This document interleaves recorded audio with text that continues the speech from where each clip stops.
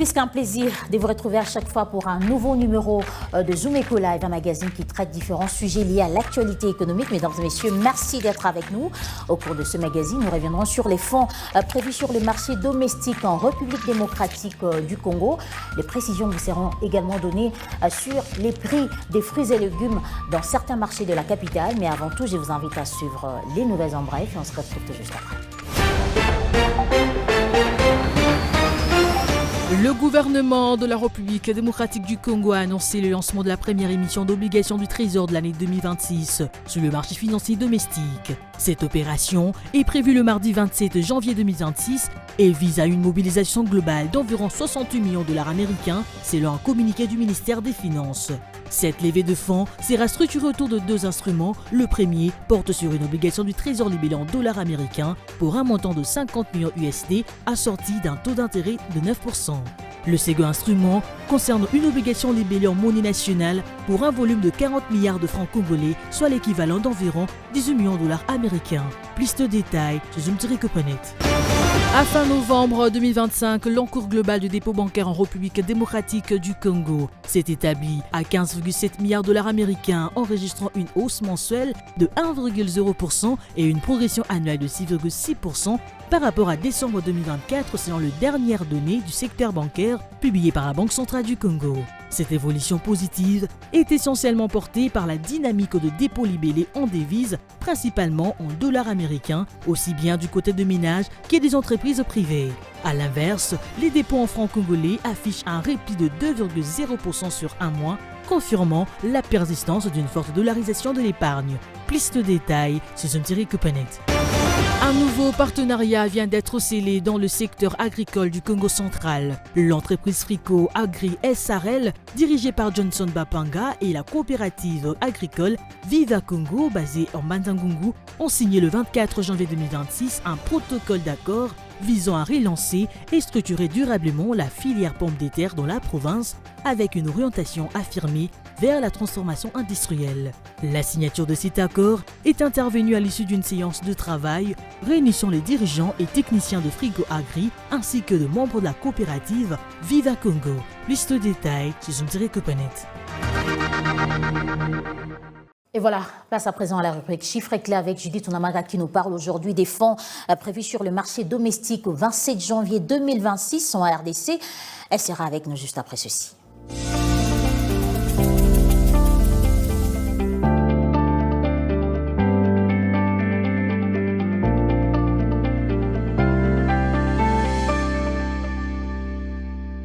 Judith Onamaga, bienvenue. Merci Juvette. Avant d'aborder la thématique du jour, dites-nous, qu'est-ce qui s'observe sur les marchés d'échange en RDC? Concernant le marché de change actuellement en RDC, commençons donc par l'officiel où un dollar vaut 2222 francs, un franc CFA se change à 3,97 centimes et un euro CLN à 2610 francs. Parlons maintenant du marché parallèle. Notre point focus aujourd'hui est bon marché et dans ce lieu, un dollar vaut 2250 francs, un franc CFA se change à 3,98 centimes et un euro CLN à 2500 francs congolais. Alors, combien le gouvernement congolais vise au titre de l'émission d'obligations du Trésor de l'année 2026 sur les marchés financiers domestiques? Voilà, le fonds levé sur le marché domestique au 27 janvier 2026, voilà, les fonds qui sont prévus justement d'être levés sur le marché domestique au 27 janvier 2026, le gouvernement prévoit une mobilisation globale d'environ 68 millions de dollars américains et levée de fonds structurés autour d'une obligation du Trésor libellée en dollars américains pour un montant équivalent à 50 millions de dollars américains assorti d'un taux d'intérêt de très exactement 9%. Et le second instrument concerne une obligation libellée en monnaie nationale pour un volume de 40 milliards de francs congolais, soit l'équivalent d'environ 18 millions de dollars américains. Et ce titre offre donc un rendement de 10%.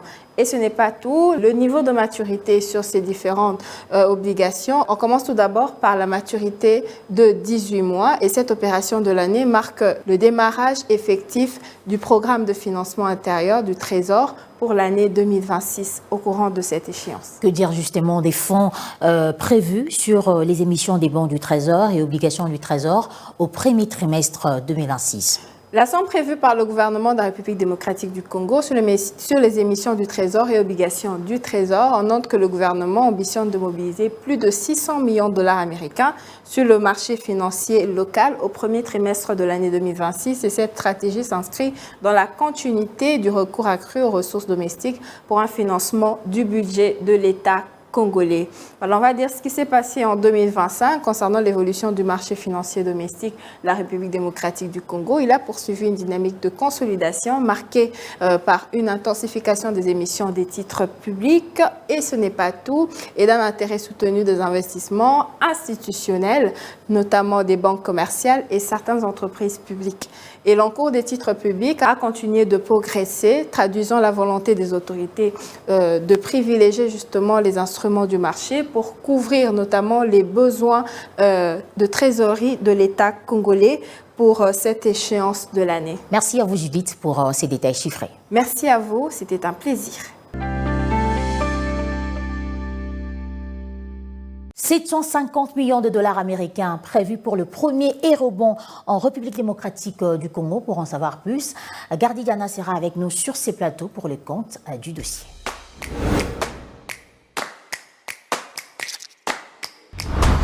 Gardy Diana, bienvenue. Merci. Avec vous, nous parlons de cette annonce du ministère des Finances concernant la première mission des rebonds. Alors, la première question, la République démocratique du Congo prévoit d'élever 750 millions de dollars américains en avril à travers ces premières eurobonds.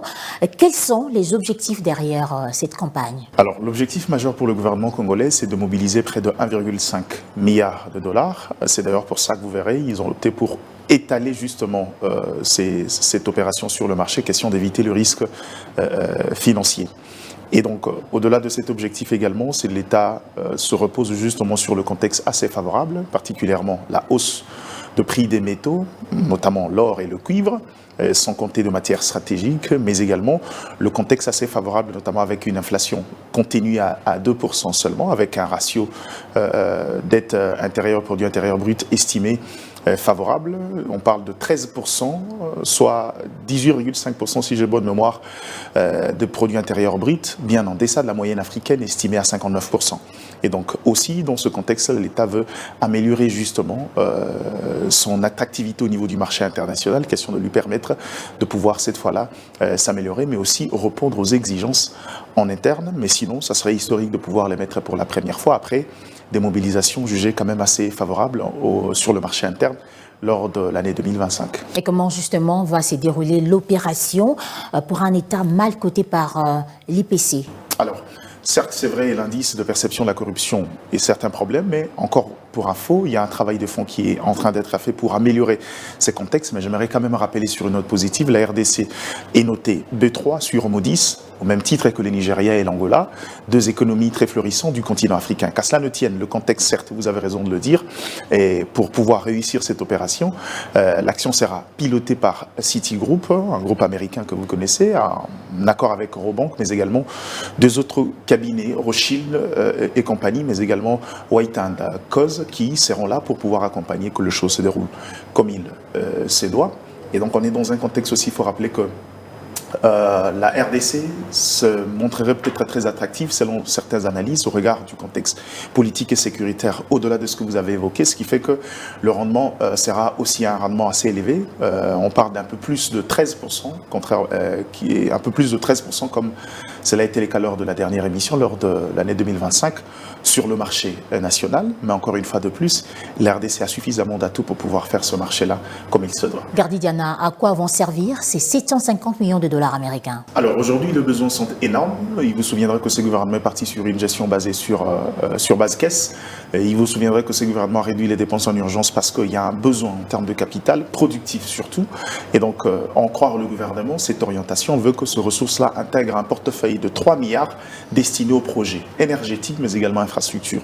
Du côté énergétique, on parle du projet Grand Inga, qui est un vaste projet qui pourra permettre à la RDC de résoudre un problème d'énergie qui, d'ailleurs, du reste, est l'une de ses valeurs différentielles aux côtés de l'agriculture, mais également le projet en infrastructure. On parle par exemple de PDL 145 territoires encore qui a besoin de ressources au-delà des autres infrastructures de développement importants. Et donc, pour une première fois, ces ressources-là n'en va pas traîner, mais également vont intégrer ce qu'on a appelé aujourd'hui la caisse de financement de projets stratégiques, mise en place par le ministère des Finances déjà depuis l'année 2024, qui sont de répondre aux vrais enjeux, surtout quand on connaît que l'année 2025 s'est soldée encore avec une forte pression sur les finances publiques, notamment à cause du secteur sécuritaire qui continue à être un tendon d'Achille pour le finance publique congolais. Merci à vous, Gardi Diana, pour toutes ces explications. Merci. Et puis cette information, le président de la République démocratique du Congo, Félix Tshisekedi, est arrivé ce lundi 26 janvier à Kananga, au Kasaï central, pour une mission de travail. Plusieurs notables de la province se sont mobilisés. Le cas de Barnabé Mouakadi, directeur général de la DGI, et qui est arrivé sur place samedi 24 janvier pour préparer un accueil chaleureux au chef de l'État en mobilisant la population et sa base. Je vous prie de suivre ce reportage qui en dit long. Ceci n'est pas un culte ordinaire. Il s'agit pour l'apôtre Barnabé Mouakadi Mwamba une occasion de mobiliser les fidèles afin de réserver un accueil chaleureux au président de la République lors de sa venue dans la ville de Kananga. Face à lui, plus d'une centaine de fidèles content d'apprendre la nouvelle et ils promettent leur soutien indéfectible au chef de l'État. Très bien que notre cher président de la République,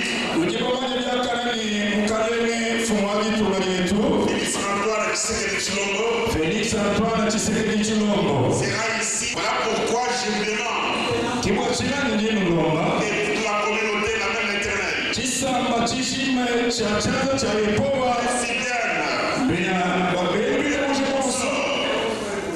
Ceci n'est pas une première pour le directeur général de la DGI, Barnabé Mouakadi Mwamba, qui déjà a su mobiliser un nombre important au Lualaba ainsi qu'en Bujimaï, au Kasaï oriental, en prélude de l'arrivée du président de la République.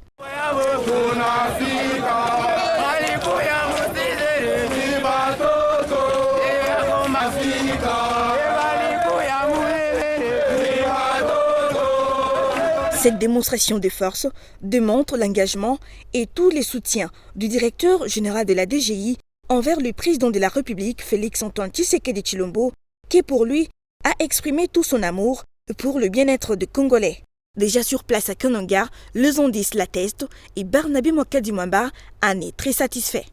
Et pour sa part, le coordinateur national de l'association Les Amis de Barnabé Mouakadi Mwamba, Espérant Kabongo, a remercié le chef de l'État pour la réalisation de ses promesses faites à la population ouest kassaïenne. La troisième vague de la formalisation de masse des acteurs du secteur informel a débuté lundi 19 janvier dernier. 13 communes ont reçu les enquêteurs du ministère de l'économie nationale. Cette formalisation, qui prend sa vitesse de croisière, est bien accueillie par les bourgmestres et leurs administrés. Images et commentaires.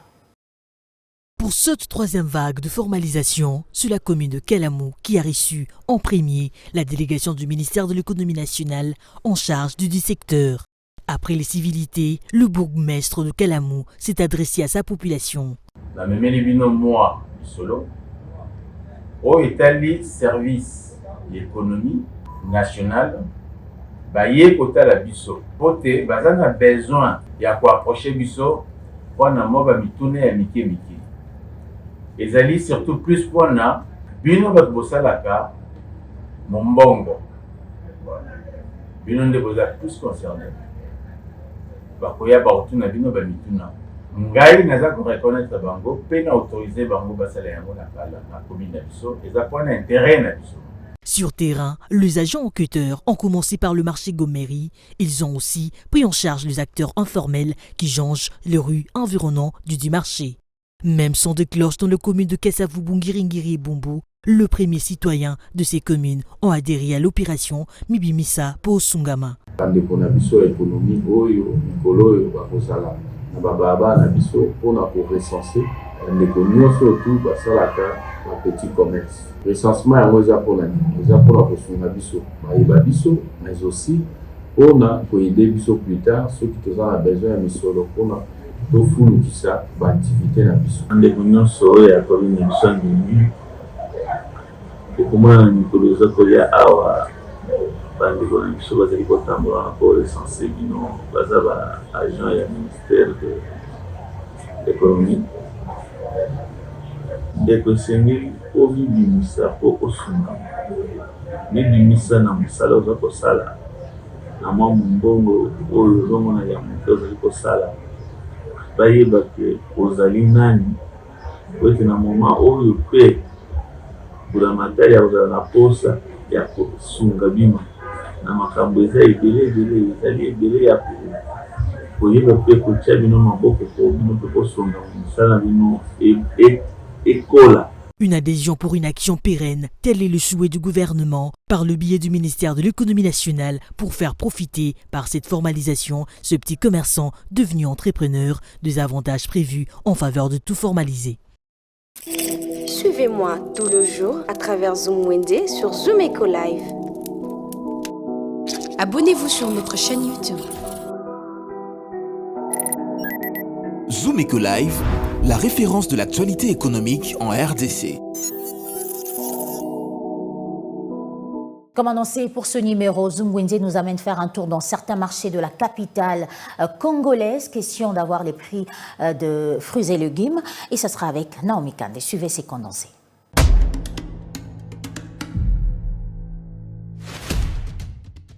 Débutons notre marché du jour avec le safou qui varie entre 500 francs et 1000 francs par botte.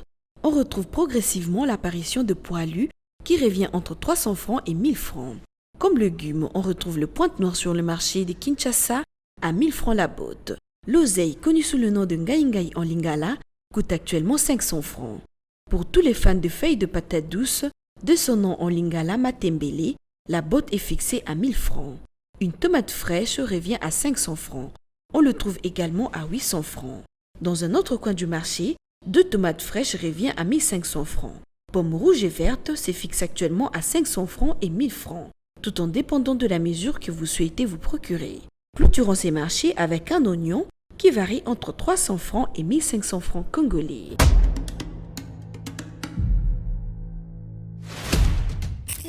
Les rendez-vous économiques, c'est dans l'agenda sur Zoom Eco Live. Abonnez-vous sur notre chaîne YouTube.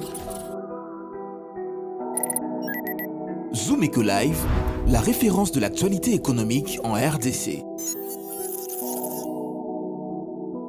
Il est temps de noter tous les grands rendez-vous économiques qui se tiendront ici en République démocratique du Congo avec Agatha Grace dans la rubrique Agenda.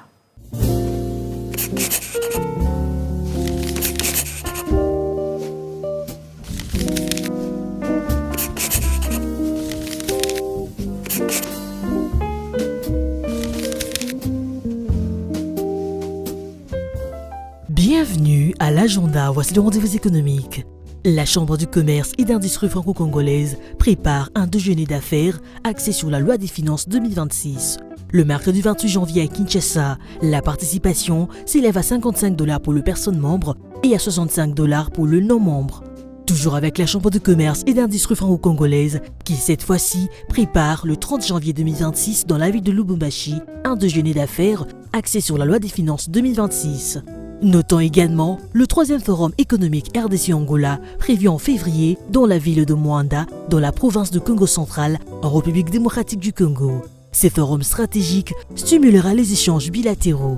Avant de finir avec le rendez-vous économique, signalons que la mission économique RDC Afrique du Sud se déroulera à Kinshasa du 2 au 6 février prochain. Cette mission vise à renforcer la coopération économique entre les deux pays. Enfin, l'Assemblée générale extraordinaire de la Chambre de commerce et d'industrie franco-congolaise est prévue à Kinshasa le 6 février 2026. Merci de nous avoir suivis. Au revoir.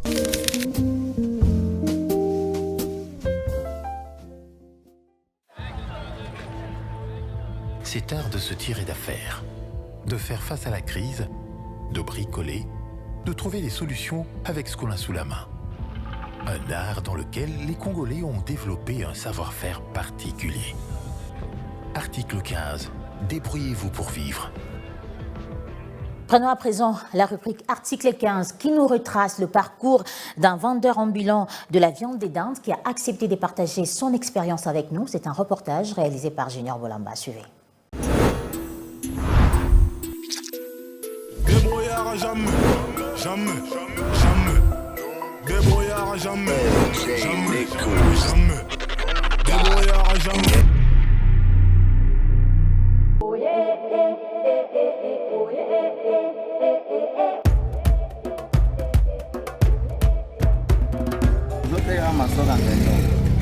nasoka ndendo nazosomba yango na FDM na 11 000 francs. Donc nazosala mosalo mpona récupérer kaka baintere ya 10 000 ou 15 000 nde nzambe apesaka.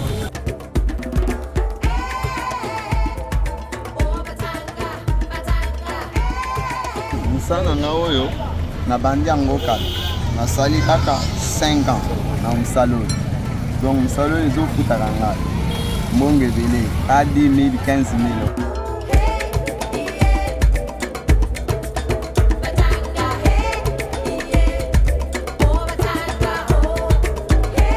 mosala oyo ezopermettre ka mwasi na nga dame nga mpe na dame mbongo nzambe apesaka wana donc ezoedenga.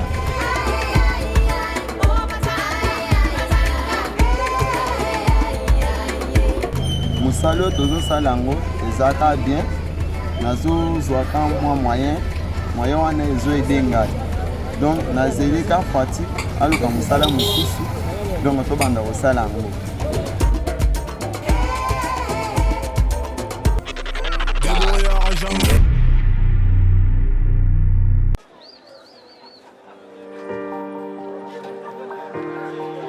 Dans les détails du marché, nous avons appris à vous connaître, à vous comprendre et vous apporter plus de lumière. Désormais, avec vous, c'est parti pour un voyage de rêve vers une destination meilleure. Ensemble, découvrons le civisme fiscal et la bonne gouvernance dans la gestion de la Res Publica grâce au décryptage de l'actualité économique du pays avec des chiffres clés. Avec une équipe de professionnels, découvrez le quotidien des Congolais en exclusivité à travers des dossiers et analyses approfondies. Zoomeco TV, la référence de l'actualité économique en RDC. Ainsi s'achève ce magazine Zoomeco Live. Mesdames et messieurs, merci d'avoir été avec nous. Au revoir.